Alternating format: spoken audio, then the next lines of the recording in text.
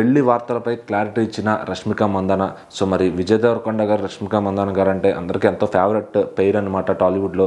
గీతా గోవిందం కానీ, dear comrade కానీ, ఇలా వీళ్ళ సినిమాలన్నీ కూడా అందరూ ఎంతో ఇష్టపడుతుంటారు. వీళ్ళు మళ్ళీ మళ్ళీ సినిమాలు చేస్తే చూడాలని కూడా చాలామంది ఇష్టపడుతుంటారు అనమాట. మరి అయితే వీళ్ళిద్దరూ ఆల్రెడీ ఎంగేజ్మెంట్ చేసుకున్నారు, త్వరలో పెళ్లి చేసుకోబోతున్నారని చెప్పి చాలామంది ఆర్టికల్స్, వార్తలు రాశారనమాట.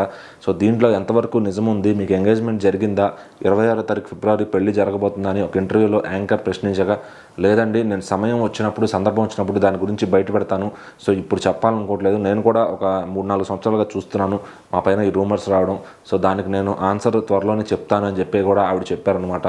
సో మరి ఇక్కడ వాళ్ళిద్దరికీ ఎంగేజ్మెంట్ అయ్యిందా అంటే ఆల్రెడీ ఎక్కడో ఫోటోలు కూడా లైట్గా లీక్ చేసినట్టుగా ఇమేజెస్ని అయితే బయటకు తీసుకొచ్చారనమాట. సో అందులో ఎంతవరకు వాస్తవం ఉంది, వాళ్ళైతే సోషల్ మీడియా వేదికగా ఎటువంటి క్లారిటీ ఇవ్వలేదు, అటు రష్మిక గారు కానీ, ఇటు విజయ్ దేవరకొండ గారు కానీ.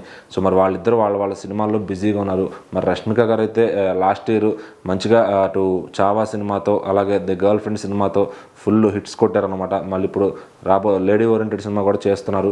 సో ఇటు విజయ్ దేవరకొండ గారు కూడా రౌడీ జనార్దన సినిమాతో బిజీగా ఉన్నారనమాట.